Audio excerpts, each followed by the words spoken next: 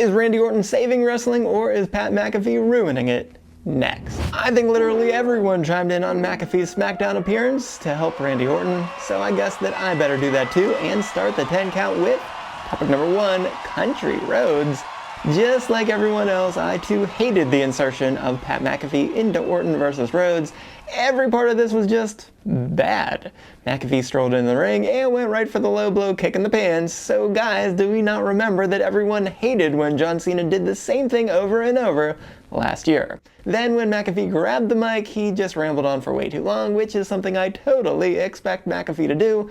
But the awkward part about it this time was that it forced Orton to very slowly keep beating Rhodes down behind McAfee while he just kept yapping.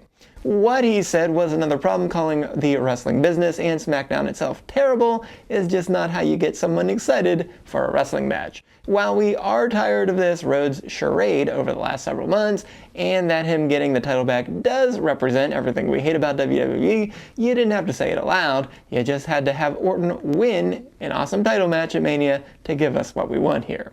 But beyond that, what he said, it was who said it, because in what of all that has wholly made anyone think that Pat McAfee should be the man talking sweet nothings into Orton's ear. It doesn't even make any sense. Orton and McAfee have no history together. McAfee is not a part of any royal family of wrestling, and McAfee has nothing to be aggrieved over, as he's the one that needed a break from announcing to focus on things that he apparently cares more about, which is completely fine, especially when Corey Graves deserved to be at that announce desk the whole time anyways. And most of all, why would a 14-time champion in Randy Orton be listening to a 0-time champion and non-wrestler to help him hear those voices in his head? There was no one else you could get that would make more sense than McAfee. I didn't want any of the older legends to come back to be that person, but there was surely someone else that made more sense than McAfee. I know Ari Emanuel said a couple weeks ago that he wants McAfee to be the next Sylvester Stallone, which is truly a wild take, but I suppose that is what you're paying him to say.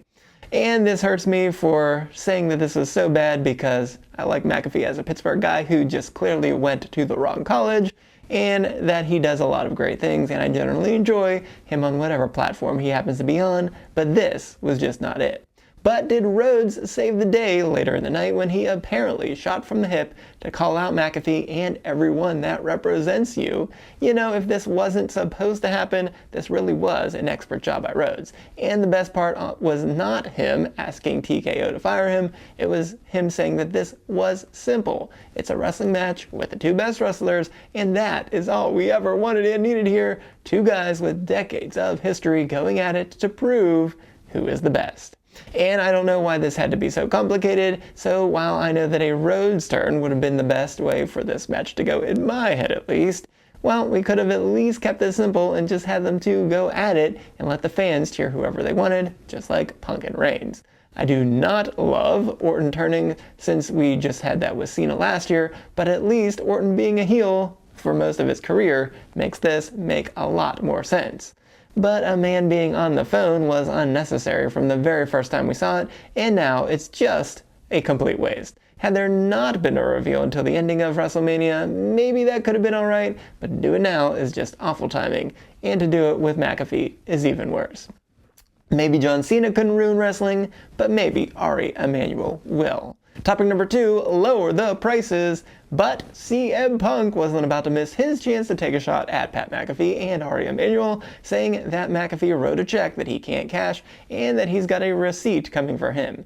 And I'm just head over heels happy that he followed that up by calling out Emanuel and those corporate stooges to lower those ticket prices so that all the good families out there can go to WrestleMania instead of having thousands upon thousands of empty seats due to those exorbitant prices. WWE and TKO really need to take a good look in the mirror, and it is great to see both Rhodes and Punk immediately take shots across the bow once McAfee was so horrifically inserted into the storyline. So thanks CM Punk for chiming in, Now I have to say I'm not sure why now was exactly the moment for Punk to bring up both The Rock and that weird old man, but I suppose it works since those two kept Reigns way too present at the top of the card when things just weren't working. Of course that'll change with the Bloodline storyline, but up until that point, not great. Punk went all in on Reigns, missing another week here, and yes, it worked well enough, turning some early boos into CM Punk chants, but as Reigns definitely pointed out a few weeks ago, AJ's not exactly showing up every week either, so perhaps that shouldn't be the top talking point. What does work is Punk saying he won't trade his authenticity for approval, and that's why he is the best in the world. He is that self-made man, while Reigns was and always has been that plastic superstar that was handpicked from the top. And that goes back all the way to Punk not originally wanting Reigns to be in the Shield, but Reigns of course got that coveted spot, and shortly thereafter, WrestleMania main event after WrestleMania main event. So when the bell rings, Reigns may be the one who makes Punk eat dog food, but at least Punk got his FU right here.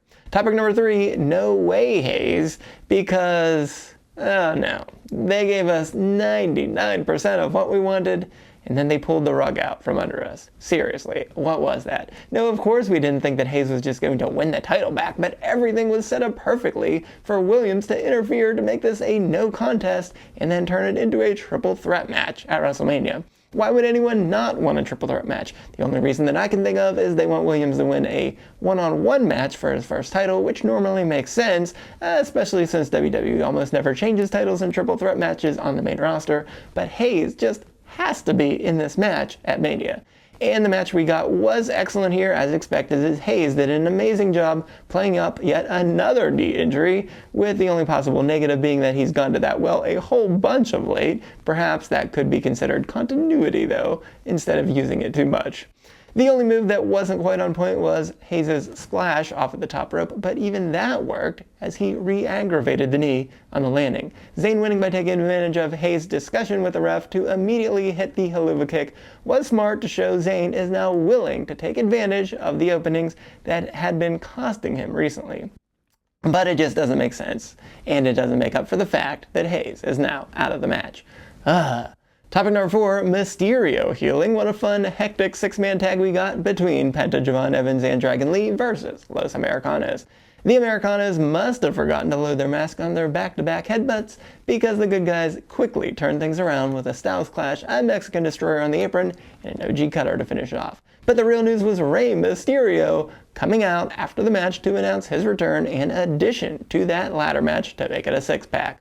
While Rey's improved health and inclusion is a welcome sight, it's mostly just hilarious that he returned right after the Rollins and Gunther match became official, because if you're not ready to retire and or don't want Gunther to be the man to retire you, slowing down your return just enough to force a pivot and then recovering just in time to be added to a different match is the type of lucha libre that only a legend like Rey Mysterio could pull off. Topic number 5, Danhausen and The Cursed Arm.